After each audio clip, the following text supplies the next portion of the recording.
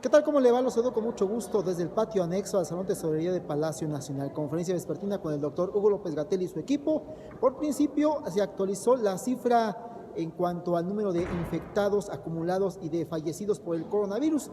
Al respecto, habla el director de Epidemiología de Secretaría de Salud, José Luis Alomía. 225.650 las personas que ingresaron a protocolo de estudio, que en su momento tienen una muestra de laboratorio que está lógicamente en algunos casos todavía esperando un resultado, pero en otros ya lo tuvimos. En 125.036 personas fue negativo a SARS-CoV-2, pero en 71.105 fue positivo al virus, por lo tanto son nuestros casos confirmados y acumulados desde el inicio de la epidemia en México de COVID-19. De esta cantidad de casos acumulados, solamente la quinta parte, es decir, el 20% de ellos, que es 14.020 personas que han dado positivo al virus y que tienen COVID-19, son la epidemia activa en nuestro país. Así también, lamentablemente, 7.633 personas han perdido la vida hasta el momento a consecuencia de COVID-19.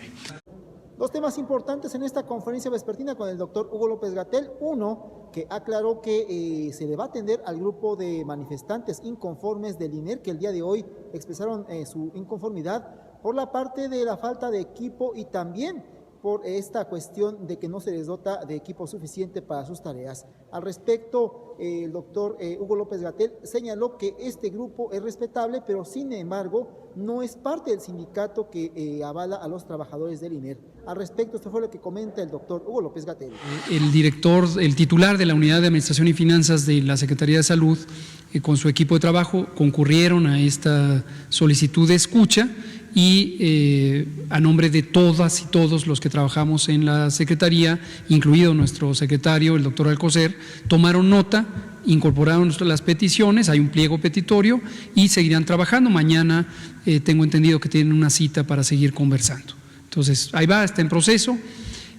Otras cosas que pudieran ser también producto de una confusión es que se pretenda reciclar los cubrebocas N95. Sí existe en efecto una tecnología para reutilizarlos después de un proceso de esterilización y lavado. Esto existe en el mundo, pero hasta el momento hemos decidido no acudir a esa vía, dado que no tenemos ya problemas de abastecimiento, a pesar de que ha sido muy difícil conseguir. El conjunto de personas que hoy se manifestaron no necesariamente son los trabajadores del INER, es decir, no es todos los trabajadores del INER, no es su representación sindical actualmente registrada, es un conjunto absolutamente respetable de trabajadoras y trabajadores que tiene una demanda, no dudo que motivada legítimamente y que debe ser atendida. Obviamente el tema de cubrebocas que usó el día de hoy fue bastante polémico y bastante señalado en esta conferencia de medios. El doctor Hugo López-Gatell reiteró que lo usó a propósito para comenzar a posicionarlo, reiteró nuevamente como método auxiliar para las personas que tienen COVID-19 o coronavirus, no para las personas que no tienen esta enfermedad. Al respecto, así lo puntualiza y lo resume el doctor Hugo López-Gatell. Sobre el uso de cubrebocas. Hoy efectivamente participé en una de las múltiples reuniones de trabajo relacionadas con el manejo de la epidemia de COVID, en este caso en la sala del Consejo Técnico del Instituto Mexicano del Seguro Social, donde seguimos afinando detalles de la implantación del lineamiento de seguridad sanitaria en el trabajo. Y decidí hoy usar el cubrebocas que me ofrecieron en la puerta de este recinto, por varias razones que ahora comento. Y por cierto que esto pareciera que a algunas personas les ha causado también mucho nerviosismo, parecen ser las mismas personas a quienes el tema del aplanamiento de la curva les ha causado inquietud, algunas también el tema de la invitación de OMS, por alguna razón hay personas que, bueno, tienen inquietudes, mis respetos también a estas personas. Entonces, el tema del cubrebocas en algún momento se interpretó como que yo era el enemigo del cubrebocas o estaba yo indicando que estaba prohibido usar el cubrebocas. Creo que ha sido claro que no es el caso. Tampoco es que exista una disposición general en contra del cubrebocas. El cubrebocas, que es un objeto, un artefacto plano, generalmente de material textil, es decir, de tela, con distintas características de porosidad y por lo tanto capacidad de filtrado, se usa primariamente en los equipos quirúrgicos para proteger a la otra persona, generalmente la persona a la que se le está practicando una intervención quirúrgica, de que las secreciones respiratorias del personal de salud se proyecten en el espacio que debe estar estéril, o por lo menos sin esas secreciones respiratorias. Entonces, sí está claro a lo largo de muchos años que el cubrebocas es un buen instrumento para retener una cantidad importante de partículas líquidas que provienen de la vía respiratoria de quien lo usa. Entonces, hasta ahí vamos bien, el cubrebocas puede retener. En ese sentido, llevado a COVID, como lo hemos dicho muchas veces, ayuda, es un elemento auxiliar si se lo pone la persona que tiene síntomas de COVID o tiene COVID demostrado por laboratorio, porque la persona que lo use con menor probabilidad va a propagar el virus a otras personas. No es el caso que el COVID sea detenido o retenido por quien utiliza la máscara, estando sano o sana. Es decir, el uso del cubrebocas no es un mecanismo efectivo para prevenir el contagio a quien lo usa. Y esto lo hemos explicado en innumerables ocasiones. Tercero, la idea de usar de manera generalizada el cubrebocas con la esperanza de que aquellas personas que se encuentran en el periodo, lo que médicamente llamamos presintomático, es decir, ya están infectadas pero aún no empiezan los síntomas y pudiera haber una probabilidad ciertamente menor, pero existe, de contagio por parte de quien todavía no tiene síntomas o quien nunca desarrolla síntomas o los desarrolla muy leves. Entonces, en la esperanza de, a nivel general, a nivel masivo, disminuir esa probabilidad, en algunos lugares del mundo se recomendó el uso de cubrebocas. No existe evidencia científica hasta este momento, que es hoy 25 de mayo, de que este mecanismo pudiera ser útil en forma generalizada. ¿Por qué razón? Porque el uso de cubrebocas requiere constancia, disciplina, tenerlo todo el tiempo, y requiere que las personas que pudieran ser presintomáticas o ya sintomáticas lo tengan todo el tiempo, que no se toquen la cara, que cuando disponen del cubrebocas lo tiren en un sitio seguro para que no lo vaya a agarrar nadie más, que no se tallen los ojos, etcétera, etcétera, etcétera. Entonces, ¿cuál es el equilibrio o el balance neto de usarlo de manera masiva, conociendo que una proporción muy importante de la población pudiera no usarlo bien y que el mal uso pudiera ayudar a que se contagien esas personas u otros a su alrededor? No se sabe en el mundo entero. Y eso llevó a que, si bien algunas agencias de salud pública particulares, como los muy prestigiados Centros de Control de Enfermedades de Estados Unidos, lo recomendaran, otras, como la Organización Mundial de la Salud y varias agencias europeas, dijeran no hay una recomendación formal de ello. Retomo. En México lo dijimos así, dijimos puede ser un elemento auxiliar, pero no. Ahora, ¿por qué hoy sí estoy diciendo cubrebocas y yo mismo me puse uno, más aquí lo tengo? ¿Y por qué antes no? Por una sencilla razón. Cuando tuvimos la Jornada Nacional de Sana Distancia, que sigue vigente y termina el 30 de mayo y que hay que aprovechar sus últimos días, el énfasis fundamental fue quédate en casa. Si empezamos a desviar la atención pública con elementos auxiliares de dudosa efectividad, entonces se empiezan a relajar las medidas fundamentales que nos han llevado a una reducción de 75% en la velocidad de los contagios. Segundo, hemos explicado que en México, dadas una serie de características sociales y económicas de enorme desigualdad, nos ha interesado que el sujeto o la sujeto de la intervención no sea la persona, México es distintivo en ese sentido. La persona no es la protagonista de las intervenciones. sino los elementos estructurales, el trabajo, los espacios públicos y las escuelas. Por lo tanto, la responsabilidad de que haya una desmovilización fuera del espacio público es de esos elementos estructurales, de las personas dueñas de las empresas, de quien administra el Sistema Nacional Educativo, de que tiene responsabilidades administrativas sobre el espacio público. Y lo hicimos a propósito por las razones que hemos explicado en otra ocasión.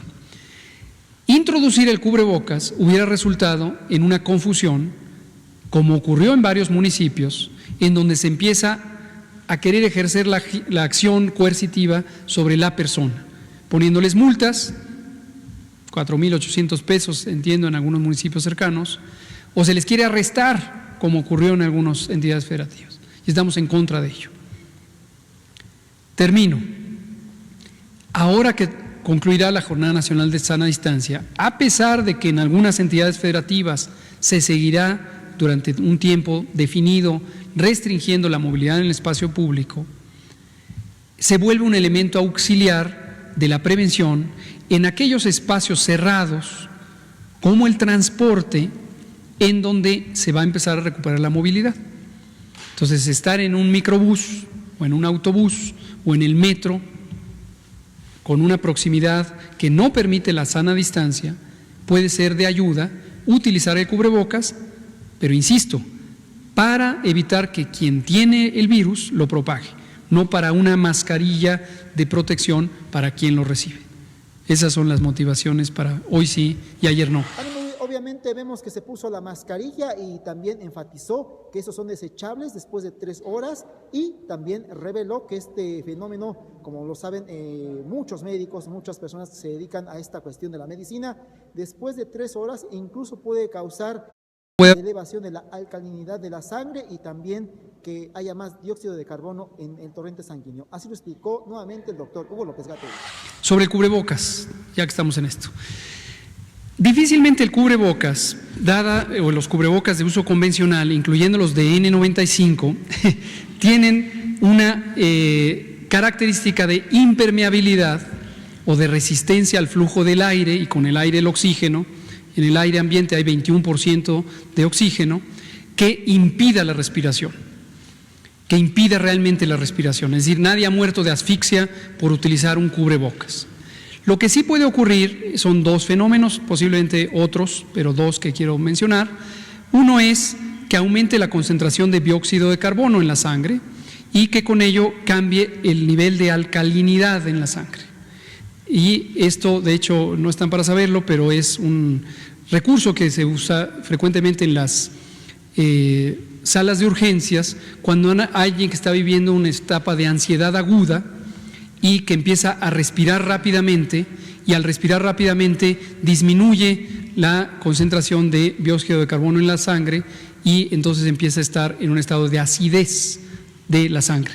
No es una acidez crítica, es realmente un cambio menor. Y eso lleva a algunos, a veces que se acalambran las manos y demás.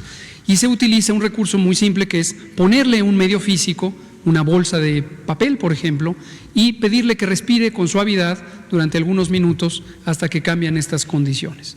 Ahora, cuando pasa eso, y pasa lo contrario, que una persona empieza a concentrar dióxido de carbono en la sangre, empieza a tener algunas manifestaciones que pueden ser como somnolencia, sensación de mareo, dolor de cabeza, puede sentir que la cabeza se le expande, lo describen algunas personas, y puede finalmente tener lo que médicamente se llama lipotimia, un desmayo, ¿no? El otro fenómeno puede ser meramente psicológico y puede ser una etapa de mucha ansiedad al sentirse enclaustrado, ¿no? Por tener restricción de la vía respiratoria y luego restricción de la movilidad. Pero yo diría, no hay peligro alguno de usar un cubrebocas, nadie muere por asfixia con un cubrebocas. ¿O lo usó por un protocolo o por síntomas? Afortunadamente hasta el día de hoy, 25 de mayo, no tengo ningún síntoma compatible con COVID y lo usé por 2 razones. Una, lo que ya expliqué extensamente, para ir posicionando el uso de este dispositivo como un elemento auxiliar de la prevención, particularmente en espacios cerrados, una vez que concluye la Jornada Nacional de Sana Distancia. Y otro, por respeto, desde luego, a las instituciones y a las disposiciones que en ese contexto local ha hecho el Comando Operativo COVID del Instituto Mexicano del Seguro Social, que dirige nuestro muy querido maestro Zoe Robledo. ¿Y cómo se pone? ¿Se pone? ¿Quieren ver cómo se pone? Se utiliza, algunos de ellos, como es este modelo, no todos son iguales, tienen una barra de un material metálico maleable que hace una especie de molde para la nariz. Estos tienen unas cómodas orejeras, hay unos que se ponen por arriba del, pero entonces hay que cuidar que el borde esté arriba.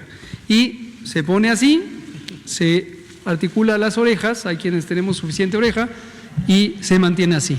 Nótese que aquí entra el aire y aquí, si yo tuviera COVID, estaría en posibilidad de proyectar cierta cantidad de aire con también partículas. Es decir, no es una protección absoluta del paso de estas partículas. Caducan, estos generalmente pueden durar en un uso continuo, una jornada de trabajo, y estos se deben desechar en un sitio seguro, en una bolsa roja de residuos peligrosos biológico-infecciosos de los que hablamos el otro día. ¿Mande usted? ¿Cómo? Claro, claro. Este yo lo voy a tirar, yo no tengo síntomas, como lo he dicho, y estoy asumiendo que no tengo transmisión y cuidaré que nadie en mi familia o en mis cercanos lo toque. Finalmente confirmó que mañana al filo de las 10 de la mañana se reunirá el Consejo de Salubridad y los gobernadores de los estados en reunión virtual desde Palacio Nacional. Por la tarde se informarán las conclusiones que se tendrán con el semáforo que se pondrá en vigor a partir del 1 de junio. Esto quería también que lo tengan presente, nadie me preguntó por el semáforo, usted sí, pero mañana tenemos reunión con los gobernadores y las dos gobernadoras y queremos primero conversarlo con ellos y una vez que hay consenso ya presentarlo públicamente. Muchas gracias. A las 10 de la mañana. Hasta aquí lo más relevante de la conferencia de medios del doctor Hugo López Gatell. Le informa Carlos Guzmán.